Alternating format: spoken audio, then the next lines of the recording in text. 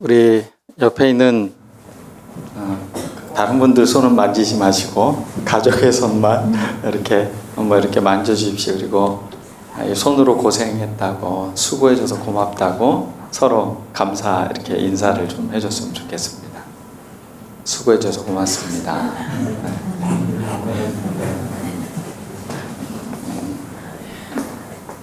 저희 딸이 제가 그 거친 손으로 이렇게 이렇게 머리를 쓰다듬어 주니까 그 손이 거칠어진 게 이렇게 느껴졌나 보죠. 그 하루는 아내와 함께 TV 보고 있는데 핸드크림을 갖고 와서 제 손에다 이렇게 마사지를 해주며 발라주는 아주 그런 귀한 딸이 있습니다. 딸 자랑 좀 했습니다. 누군가가 옆에 따뜻한 손길로 또 뭔가를 섬기고 하는 것은 참 감사한 일이죠. 이렇게 감사절을 맞으며 우리 인생에 참 기적이 무엇일까 생각해 보면 내 주변에 이런 좋은 사람들이 있다는 거, 사랑하는 사람들이 있다는 거, 그리고 내 손으로 지금 누군가를 위해서 뭔가를 열심히 할 수 있는 그런 것이 있다는 게 감사한 일인 것 같습니다. 우리 모두가 함께함으로 또 더불어 이 땅에 동시대의 시간을 살아가고 있다는 것에 우리가 감사할 수 있는 우리들 모두가 되었으면 좋겠습니다. 감사와 가장 큰 적은 당연하게 여기는 거라고 합니다. 당연의 세계에는 감사가 다 사라진다고 합니다. 당연하지. 엄마 아빠 하니까 당연하지. 딸이니까 당연하지. 이런 식으로 이야기를 하면 거기에는 감사가 없어지는 겁니다. 정말 감사합니다. 함께 해줘서, 그리고 섬겨줘서, 그리고 서로가 이 시간을 함께 보낼 수 있어서 감사합니다. 여러분 혹시 열쇠를 잃어버려서 난감한 경험을 해본 적이 있으십니까? 아내와 신혼여행을 동해바다를 따라 속초에서 경주까지 여행을 했습니다. 당시 사역하던 교회 집사님이 그 당시에 그 빨간색 세피아 자동차를 빌려주셔서 그 차를 타고 동해바다를 이렇게 내려오면서 여행을 했습니다. 가다가 정동진역을 문득 발견하게 됐습니다. 26년 전인가요? 26년 전, 그 정동진역은 굉장히 이렇게 아주 작은 시골역이었습니다. 지금처럼 그런 전혀 관광지가 아니었기 때문에. 근데 그 장면이 너무 아름다웠어요. 그 바닷가에 철길이 놓여져 있고 거기에 소나무가 이렇게 서 있는 모습이 마치 그림 한 장을 보는 것 같은 느낌이었어요. 그래서 아내에게 우리 여기서 사진 찍고 가자. 그래서 저는 카메라를 들고 내렸습니다. 그리고 아내는 또 거울을 한번 이렇게 보고 그리고 내렸습니다. 그리고 사진을 찍고 한참 서로 이렇게 재미있는 시간을 보내고 차를 타려고 했는데 문이 잠겨 있었습니다. 저는 분명 키를 꽂아놓고 내렸는데 아내는 문을 잠그고 내린 겁니다. 그래서 그곳에서 신혼부부가 그곳에서 한참 방황을 하니까 앞에 있던 그 분식점 아주머니께서 들어오라고 그러면서 오뎅 국물을 해가지고 주시면서 추운데 이거 마시라고 그랬던 기억이 납니다. 열쇠 수리공을 강릉에서 오라고 해가지고 차를 열고 신혼여행은 계속했습니다. 지금 같았으면 한마디 했겠죠. 왜 문을 왜 잠궜냐. 근데 그때 당시에는 한참 달콤한 신혼이라 이것도 다 추억이 될 거야 이러면서 지금 이렇게 이야기를 하고 있습니다. 네.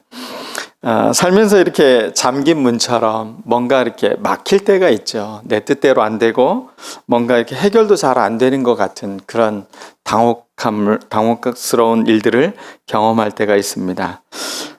내가 하는 일들이 그렇게 될 수도 있고 또 관계가 그렇게 될 수도 있습니다.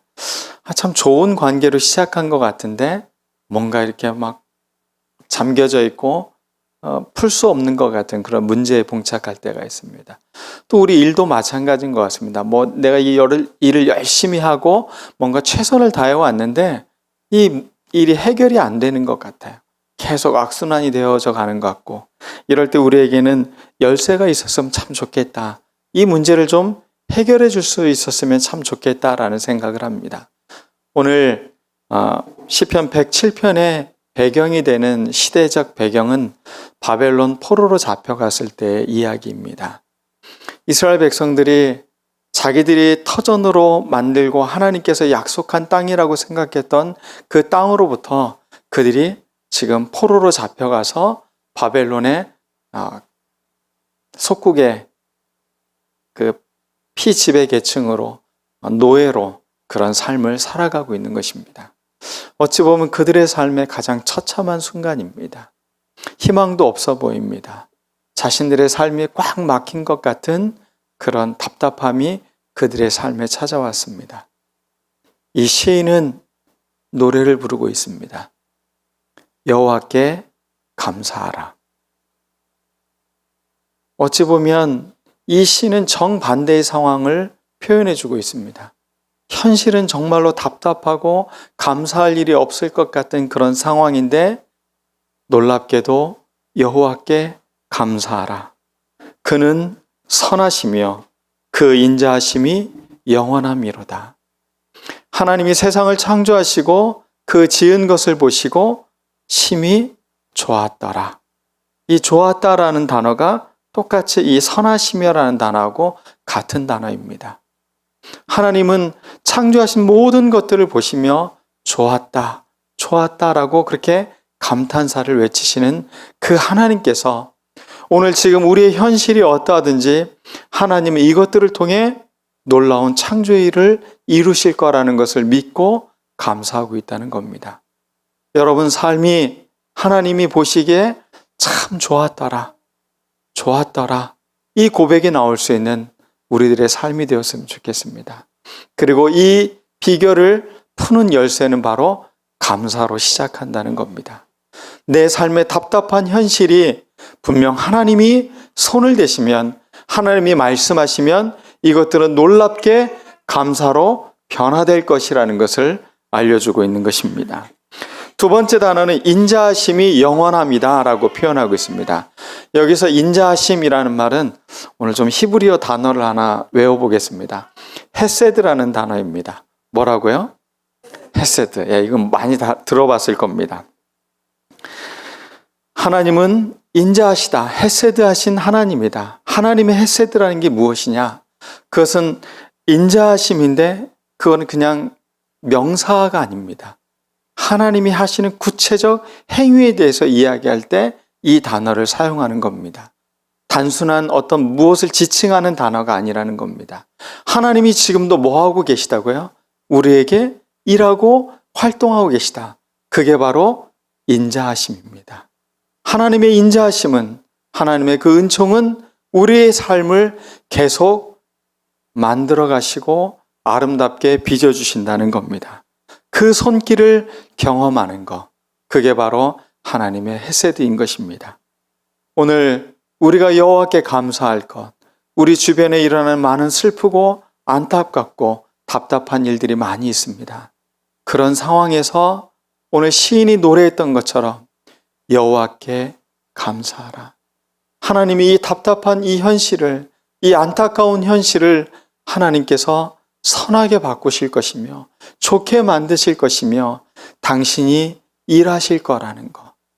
당신께서 분명 이 답답한 현실을 변화시키실 것을 믿고 우리가 나아가는 우리들 모두가 되었으면 좋겠습니다. 시편 107편 말씀에 4명의 사람이 등장을 합니다. 직업이라고 말해야 되나요? 현실이라고 말해야 되나요? 그 첫 번째 사람은 순례자입니다. 두 번째 사람은 죄인, 죄수입니다. 이건 당시 자기 백성들의 상황을 표현하는 상징적인 이야기입니다. 순례자처럼 낯선 나그네 길을 계속 걸어가고 있는 자기들의 삶의 현실이기도 합니다. 죄인이 되고 죄수가 돼서 지금 감옥에 갇힌 사람들도 있습니다. 포로가 되어 잡혀온 것입니다. 자신들의 삶의 터전을 모두 잃은 사람들입니다.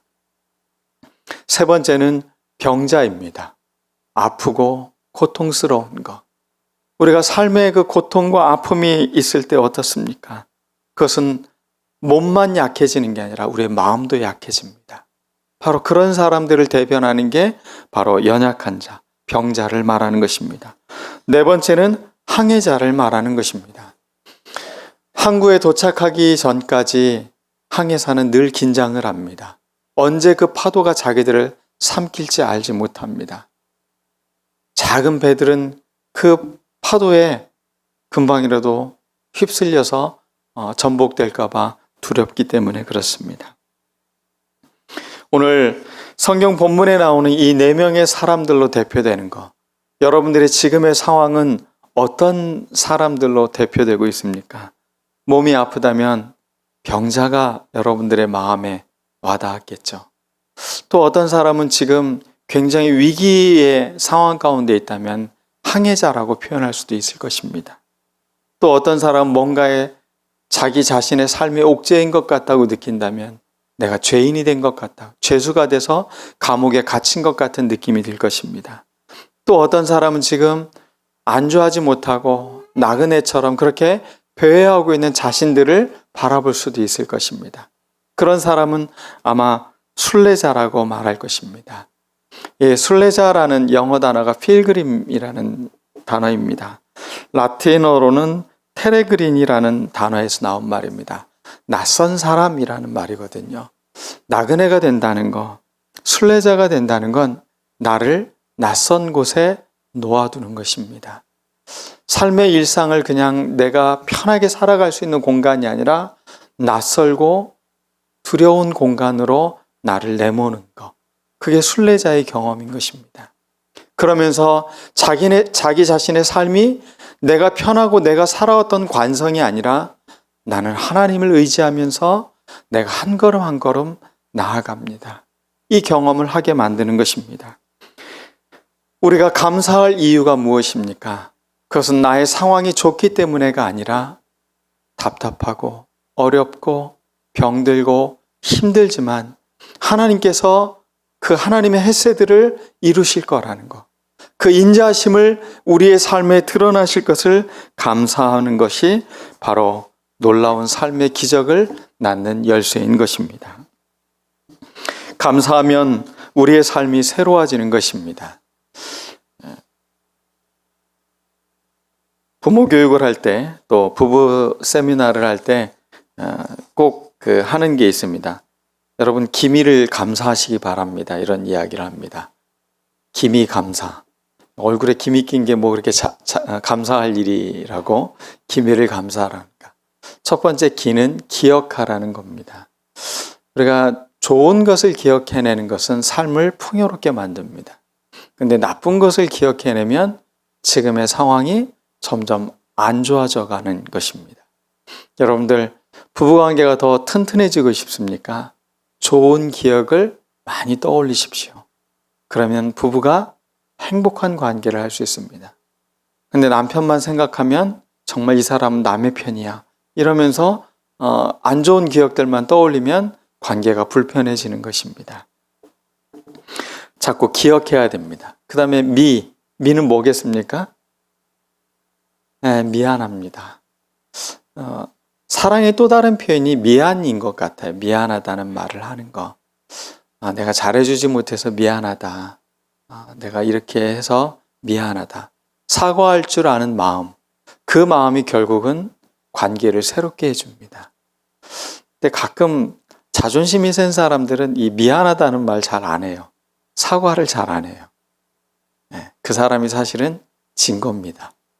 미안하다고 말하는 사람이 결국은 힘이 있는 사람이고 이기는 사람입니다. 먼저 미안하다고 이야기하는 겁니다. 그래서 기미입니다. 감은 뭐겠습니까? 예, 감사입니다. 네, 그리고 사는 사랑해. 우리 희망교회 교인들 아주 대단한 성도님들입니다. 여러분, 기미 감사를 가족들과 또 주변에 있는 사람들과 나눌 수 있는 여러분들이 됐으면 좋겠습니다. 하루는 기억하는 것, 좋은 기억들을 이야기해 줄 수 있고 미안한 것에 대해서도 얘기할 수 있고 내가 이러이러해서 참 당신에게 감사합니다. 이렇게 고마움을 표현하고 또 사랑합니다. 이렇게 표현해 주는 것. 그것이 우리의 삶을 얼마나 놀랍도록 따뜻하게 만드는지 모릅니다. 여러분의 인생이 그런 인생이 되었으면 좋겠습니다. 여기서 그 감사한다라는 단어가 히브리어는 정확하게 번역하기가 좀 우리가 말하는 단어하고는 일치되는 단어가 그렇게 드러나 있지는 않습니다. 오늘 감사하라라는 말은 야다라는 말인데 고백하다, 감사하다, 찬양한다, 인정한다 이렇게 다양하게 해석이 될 수 있는 겁니다. 그래서 우리가 쓰는 감사라는 개념과는 조금 다른 표현이죠. 결국 그럼 감사하다는 게 무엇입니까? 고백이라는 건 어떠한 사건이 일어났다는 겁니다. 그리고 그 사건이 일어난 것에 대해서 내 마음을 다해서 고백하는 겁니다. 감사가 무엇이라고요? 하나님의 선하심과 인자하심의 그 행동에 대해서 우리가 무엇하는 거라고요? 고백하는 겁니다. 하나님 내게 이런 좋은 일을 해주셨습니다. 하나님 나에게 이러한 인자하심을 베풀어 주셨습니다. 하나님이 움직이셨기에 내가 여기까지 있는 것입니다. 이것을 고백하고 감사하는 우리들 모두가 되어야 되는 것입니다. 우리가 추수감사절 그러면 추수라는 말 때문에 농사의 생각을 많이 하죠.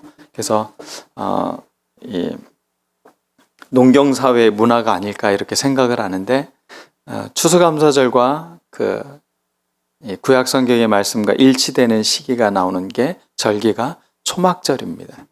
초막절은 이스라엘 백성들이 광야에서 배회하고 있을 때를 기억하는 때입니다. 자신들은 지금 가나안 약속의 땅에서 편안하게 지금 자신들의 소유를 갖고 살고 있습니다. 집을 놔두고 불편한 텐트를 쳐놓고 사람들이 이 초막절을 기념하는 겁니다. 그러면서 마음이 어떤 마음이 들겠습니까? 다시 우리가 어디에서부터 왔는지를 생각하는 겁니다. 우리는 광야의 삶을 살았다. 우리의 삶은 그렇게 편하고 안락한 삶으로 시작한 건 아니었다. 그러나 하나님이 우리를 여기까지 인도해 주셨다. 그것을 감사하는 기간이 바로 초막절이었습니다. 우리가 감사한다는 것은 다시 초심으로 돌아가는 겁니다. 그리고 하나님이 어떻게 일하셨는지를 다시 기억해내는 것이 진정한 감사인 것입니다. 그러므로 우리가 감사절을 보낼 때 우리의 마음을 다시 처음의 마음으로 돌아가는 겁니다. 낯설지만 그 마음가짐을 갖고 하나님 앞에 감사하고 또 주변의 사람들에게 감사할 줄 아는 우리들 모두가 되었으면 좋겠습니다. 막힌 관계에 마음을 여는 것도 감사고 하나님과의 관계에서도 하나님이 행하시는 일들을 바라보게 하는 것도 감사라는 것입니다. 누가복음 11장 52절에는 이런 말씀이 있습니다. 화 있을진저 너희 율법사여 너희가 지식의 열쇠를 가져가고 너희도 들어가지도 않고 또 들어가고자 하는 자도 막았느니라. 그들은 지식의 열쇠를 갖고 있었습니다. 그러나 그들이 갖고 있는 지식의 열쇠는 사람들을 구분짓고 정죄하고 판단하고 옳고 그름을 따지는 거였습니다. 거기에는 사람들을 하나님으로부터 다가가는데 막는 것이 되었다는 겁니다. 그 열쇠가 열어주는 열쇠가 아니라 들어가지 못하도록 잠그는 열쇠가 되었다는 것입니다. 여러분들 삶을 살면서 옳고 그름, 누가 더 옳은지 부부싸움 할 때 늘 이야기하지 않습니까? 내가 옳지 당신이 틀렸잖아 뭐 이러면서 이야기하는 거. 우리는 지금 어디로 가고 있다고요? 화 있을진저 율법사들이요. 우리는 율법에 매여 있는 사람들이 되는 겁니다. 하나님의 인자하심, 그 사랑하심에 여러분의 마음을 두고 있는 그리스도의 사람들은 어찌해야 됩니까? 감사로 마음의 문을 또 하나님을 향해 열려 있도록 만들어야 된다는 것입니다. 김현승 시인이 쓴 감사하는 마음, 그 시 중에 이런 이야기가 나옵니다. 난로에서 꺼내오는 매일의 빵들보다도 언제나 변치 않는 온도를 지닌 어머니의 품 안보다도 더욱 따스운 것은 감사하는 마음이다. 감사하는 마음이 정말로 따뜻하다고 시인은 노래하고 있습니다. 지금 산 위에서 내려다보는 주택가의 포근한 불빛보다도 저녁 항구의 배들보다도 기쁨으로 거두는 땀의 단들보다도 더욱 풍성한 것은 감사하는 마음이다. 그것들을 모두 잃는 날에도 감사하는 마음을 잃을 수는 없기 때문이다. 참 그 시인이 바라본 이 감사의 노래는 참으로 놀라운 감사였습니다. 그리고 그는 마지막에 이렇게 이야기하고 있습니다. 감사하는 마음, 그것은 곧 아는 마음이다. 내가 누구인가를, 그리고 주인이 누구인가를 깊이 아는 마음이다. 오늘 이 시인이 노래한 것과 오늘 시편 107편의 말씀의 내용과 일치점이 있습니다. 시편 107편 말씀 1, 2, 3절에 보면 감사하라로 시작을 하잖아요. 그리고 마지막 42절과 43절에 보면 깨달으라 라는 말로 맺고 있습니다. 이게 서로 병행되게 서로 짝지어진 시편입니다. 그러므로 감사하는 것은 결국 무엇이라는 겁니까? 깨닫는 것입니다. 내가 나의 힘으로 살아온 것이 아니라 하나님의 인자하심에 덧입어서 살아온 것이었구나. 그럼 지금 우리의 현실도 분명 하나님께서 일하고 계시니 놀랍게 변화되겠구나. 감사는 곧 뭐의 시작이라고요? 깨달음의 시작이라는 것입니다. 하나님의 인자하심, 하나님의 헤세드가 우리를 이끌어가고 계심을 감사하고 깨닫는 우리들의 추수감사 예배가 되길 간절히 축원합니다. 오늘 말씀을 기억하면서 주님, 우리에게 이 감사의 삶을 잃지 않게 하여 주시옵소서. 이 감사로 삶에 막혔던 것들을 열어내는 좋은 열쇠말을 갖게 해달라고 우리 다 같이 기도하겠습니다.